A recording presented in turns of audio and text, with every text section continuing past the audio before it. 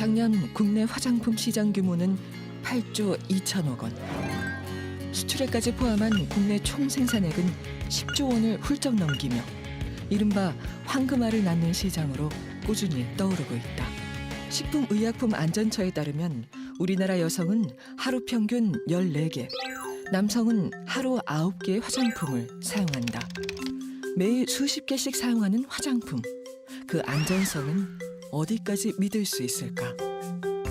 화장품 사용과 함께 안전성에 대한 관심도 높아지고 있다. 특히 화장품에 포함된 성분들의 안전성에 대해 소비자들이 의문을 가지는 경우가 적지 않다. 이처럼 증가하는 소비자들의 알 권리와 화장품 사용으로 인한 안전성을 높이기 위해 식품의약품안전처는 2008년부터 화장품 전성분 표시제를 의무화하고 있다. 성분 표시 순서는 화장품 제조에 사용된 함량이 많은 것부터 표시해야 하고 글자의 크기는 5포인트 이상으로 해야 한다.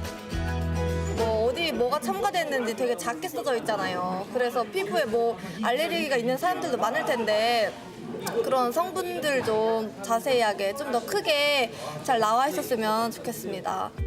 소비자들이 화장품 사용 중 가장 많이 호소하는 민원은 바로 부작용. 하지만 부작용이 일어난 이유가 화장품 때문이라는 인과관계를 증빙하기가 쉽지 않고 소비자가 화장품 부작용에 대한 충분한 정보를 전달받았는지를 확인하는 것도 어려워 화장품 업체와 소비자 간의 불신이 많았다.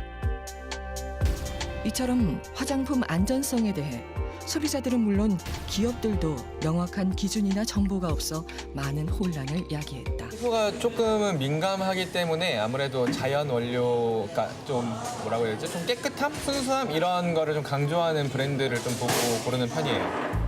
소비자들이 화장품을 고를 때 가장 많이 영향을 받는 것은 다양한 광고 그리고 언론 보도들. 하지만 화장품 위해성에 대한 잘못된 정보나 오류 보도는 소비자들을 더 큰 불안감과 혼란에 빠뜨리고 있다. 한 홈쇼핑에서 판매됐던 천연 화장품에서 보존제가 검출됐다는 뉴스 보도가 있었다. 한 시민단체가 한국화학시험연구원에 검사를 의뢰해 나온 결과였다. 큰 타격을 받은 화장품 판매사는 동일 시험기관과 한국의 약품시험연구소에 재검사를 의뢰했고 검사 결과 보존제는 검출되지 않았다는 결과를 받았다. 화장품 안전성과 관련하여 국민들의 정확한 이해도를 높이기 위해 정부 부처, 언론, 국민 간의 적극적인 소통이 절실하다는 목소리가 높다. 이에 소비자들이 화장품 성분에 대해 더 정확하게 파악할 수 있고 알기 쉽게 이해할 수 있도록 하기 위해 식품의약품안전처는 화장품 위해 평가란 무엇인가? 라는 홍보 책자를 발간했다. 화장품 위해 평가는 사람이 어떠한 화장품 성분에 노출됐을 때 피해가 나타날 가능성을 보다 과학적으로 꼼꼼하게 평가하고 객관적으로 예측하는 과정을 말한다. 예컨대 어떤 성분으로 화장품을 만들 때 꼭 필요하다고 생각되지만 위해성을 우려해 화장품에 첨가할 수 있는 알맞은 양을 정확하게 설정하는 것이다. 즉, 건강에 꼭 필요한 물도 인체에 과다하게 들어가거나 잘못된 경로로 들어가면 위험한 것처럼 어떤 물질이든 사용량에 따라 독이 될 수 있다는 점을 정확하게 인지하여 과학적으로 평가하는 과정이다. 위해 평가의 과정은 위험성 확인, 위험성 결정, 노출 평가, 위해도 결정의 4단계로 이루어진다. 이 과정을 통해 최종적으로 화장품 성분 사용 금지 물질을 정하거나 사용량을 제한하게 되는 것이다. 사람의 노출됐을 때 사람의 건강에 일반적으로 위험을 위해 위해를 줄 수가 있는데요. 그 위해를 줄 수 있는 것하고 실제 노출이 됐을 때 그게 발생하는 것하고 어떤 그 가능성을 수치화 평가해서 수치화하는 것이라고 보시면 됩니다. 그래서 저희가 이제 세이프티 마진 혹은 마진 오브 세이프티라는 안전력을 기준으로 그래서 충분히 저희가 현재 쓰고 있는 양에서 확보가 되면 안전하다라는 이런 그 가능성을 주는 거죠.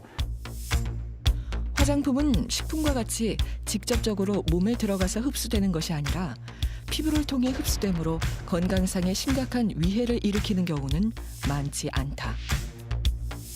최근 화장품의 사용 연령이 낮아지고 종류가 다양해지면서 반복적인 노출과 많은 사용으로 인해 화장품의 안전성 확보를 위한 노력이 점점 중요해지고 있는 것이다. 화학 성분에 민감한 소비자들의 우려를 덜고 위해 가능성이 있는 성분을 효과적으로 관리하기 위해서는 화장품 안전성을 위한 과학적인 기준 마련과 함께 정보 확산을 통한 소비자와 기업의식 교육이 중요하다. 소비자들도 정확하지 않은 보도, 소문 때문에 막연한 불안감과 반감을 가지기보다는 과학적 방법에 의해서 체계화하고 평가한 위해 평가 정보를 습득하고 선택하는 자세가 필요하다. 자, 점점 소비자들이 화장품 성분에 대한 관심이 늘어나고 있는데요. 사실 성분들이 화학명으로 되어 있기 때문에 읽기가 쉽지 않은 것은 사실입니다. 그러나 여기에 대해서 소비자들이 점점 관심을 가지고 그다음에 찾아보고 그다음에 해석하려는 노력들이 계속되고 있고요. 소비자 차원에서의 화장품 포럼 같은 자리가 있어서 화장품에 대한 안전 정보를 어떻게 쉽게 편안하게 이해하기 쉽게 전달하느냐에 대한 연구도 지속되고 있습니다. 화장품 성분 중 위해성이 있다고 잘못 알려졌지만 실제로 적정량 사용 시에는 안전성이 입증된 성분들이 대중들 사이에서는 여전히 위해 성분으로 언급되는 것은 바로 전문가와 소비자 간의 정확한 소통이 부재하기 때문이다. 화장품 성분의 위해 평가, 위해 정보라는 단어 자체가 소비자들에게는 낯설고 어렵게 느껴질 수 있지만 이를 이해하려는 과정이 반드시 필요하다.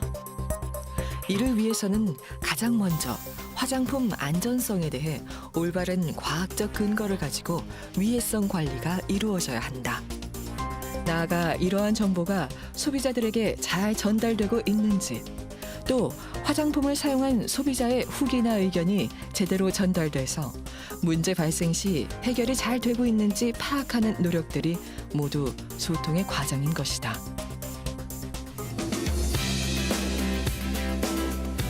소비자로서의 당연한 알 권리를 누리고 기업들로 하여금 제품 제조 과정에서 유해한 성분을 배제하도록 소비자의 힘을 행사하려면 화장품을 비롯한 생활 속 화학 제품의 성분에 대해 지속적인 관심과 정확한 이해를 가져야 하는 것이다.